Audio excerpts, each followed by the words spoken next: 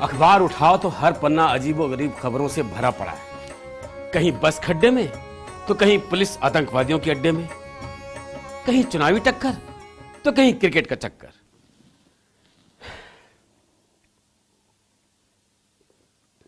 सवेरे सवेरे चाय का मजा किरकिरा, और कहीं गलती से लोगों से मिल लो तो 20 दुखड़े। किसी की पेंशन नहीं आई, किसी को पासपोर्ट का रोना, और कोई कहे जूते घिस गए जमीन के कागज के चक्कर में। अब जनाब म्योंड गला के चंदन को देख लीजिए, बीवी लठ लेके पड़ी है जमीन की रजिस्ट्री को लेकर। बंदा रोज सफाइयां देता है।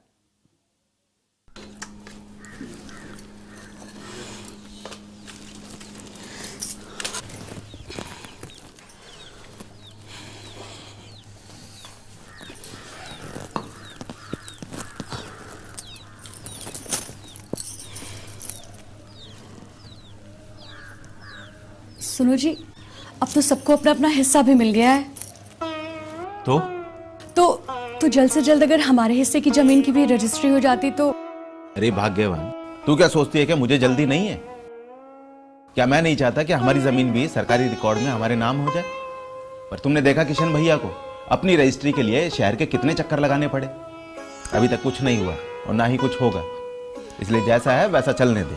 पर मैंने तो रेडियो पर सुना है कि बहुत सी जनसेवाएं अब अपने नजदीक ही होने वाली हैं, और उसके लिए बार बार शहर के चक्कर भी नहीं लगाने पड़ेंगे। सब सुनी सुनाई बातें हैं, रेडियो पे बोला तूने सुना। जब होगा तब देखेंगे।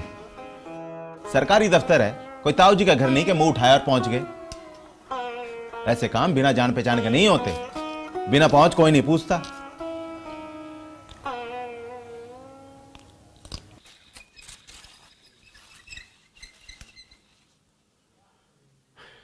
सुना आपने? कुछ ऐसे ही झल्लाए से बैठे हैं फुलवारी के निर्मल बंदोपाध्याय। नौकरी नहीं लग रही, इसलिए जनसंख्या को गरियाते रहते। कुछ बात बनी? बात क्या खाक बनी? अगर 10 नौकरियां तो 10,000 आवेदन करने वाले, ऊपर से एप्लीकेशन फॉर्म लेने, उन्हें जमा करने, बार बार शहर जाओ। समय खराब, पैसा खराब, परेशानियां लगती। अब तो फॉर्म भरना ही छोड़ दिया। अरे इसी बात पर तो हम गांव वाले मार खा गए। चाहे परीक्षा का फॉर्म भरना हो, चाहे स्कॉलरशिप का, या चाहे नौकरी। अब मेरा छोटा भाई वो भी दौड़ रहा है सर स्कॉलरशिप के चक्कर में। एक बार में तो बात बनता नहीं, कभी ये पेपर ला, कभी ये। अब बहुत सारी जन सेवाएं आपके घर के निकट राष्ट्रीय ई गवर्नेंस योजना होंगी, मगर शहर में, यहाँ कुछ कहाँ। क्या बोला? बहुत सारी जन सुविधाएं आपके घर के निकट। अबे अब तो ऐसा हाल हो गया कि शहर में जाकर अपना घर बनवाना पड़ेगा। मैं बोलूंगा तो बोलेंगे कि बोलता है, मगर ये सच है कि अब जन सेवाएं दूर दराज के गांवों तक पहुंच रही हैं।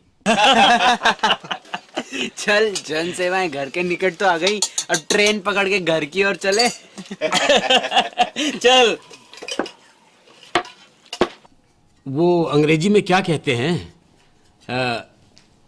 बिलीव इट और नॉट, मानो या ना मानो।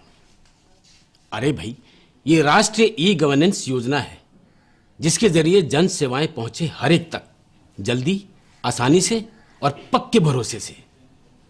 क्यों नहीं समझे? अब चलें अपने तीसरे किरदार के पास, रंगियाम के सिलवाराज। सुने उसकी व्यथा कथा, क्या पता उसके पास कोई सुखद दास्तान हो। अरे भाई, मुझे ट्रेजेडी पसंद नहीं है।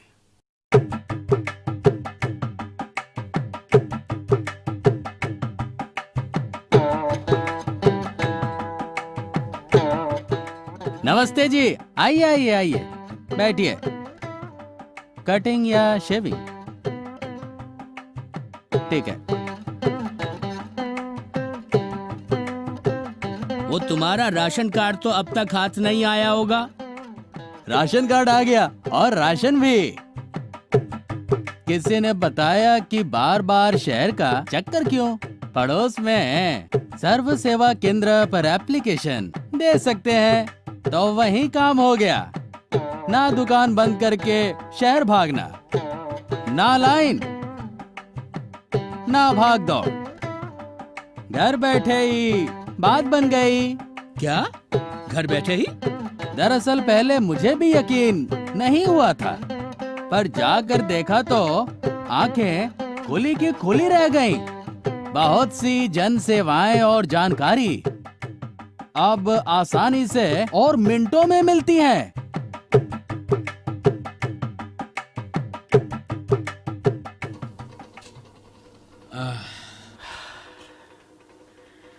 अब सब काम बिना भाग दौड़। ये मैं नहीं कह रहा, सिल्वाराज जैसे लोग कह रहे हैं।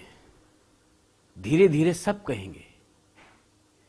ये है डभोई की कमलाबेन, उम्र 65 बरस, एक हाई स्कूल की सेवानिवृत्त प्राध्यापिका। कहां चली है सवेरे सवेरे?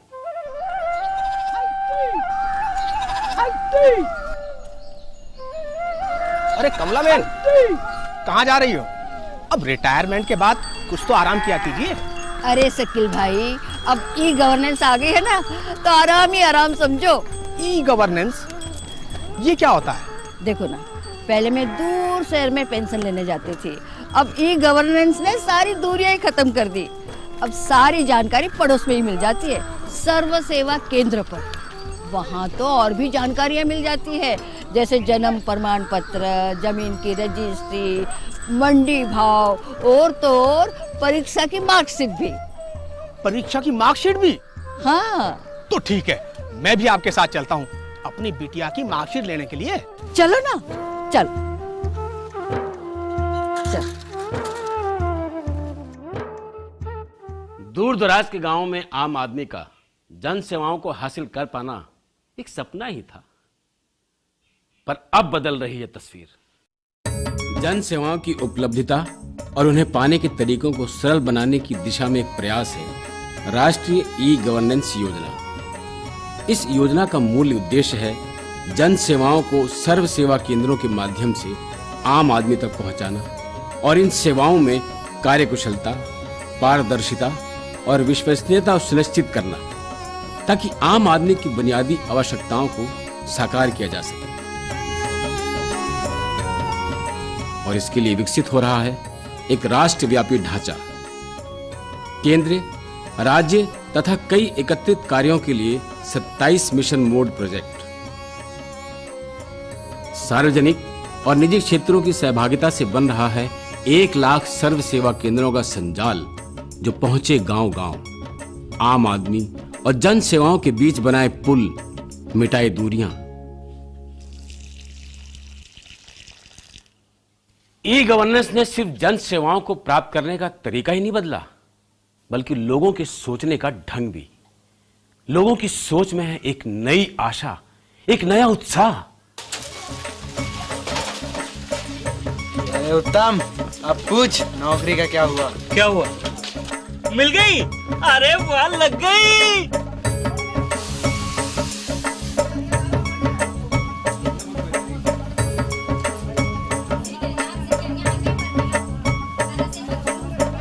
राशन के लिए लाइन, मगर राशन कार्ड बिना लाइन। आज मैं ई दिशा केंद्र गया था, सोचता हूँ हमारी जमीन की भी रजिस्ट्री करवा ही दूं। हाँ हाँ, अब नहीं लगाने पड़ेंगे चक्कर।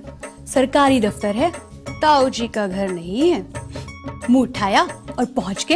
हाँ, अब यूं समझो कि अब हमारी भी जान पहचान हो गई है। राष्ट्रीय ई गवर्नेंस योजना ने जन सेवा देने का तरीका ही बदल दिया है। अब सारे काम मिनटों में होंगे, और वो भी हमारे नजदीक ही। हाँ।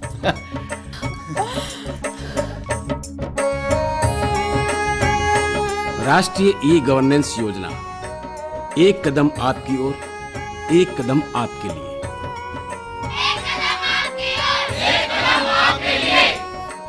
अब सब काम मिनटों में, बैठे बिठाए। सब बता दिया, जाओ जाके सब्जी ले आओ। काश ये काम भी हो जाता बैठे बिठाए।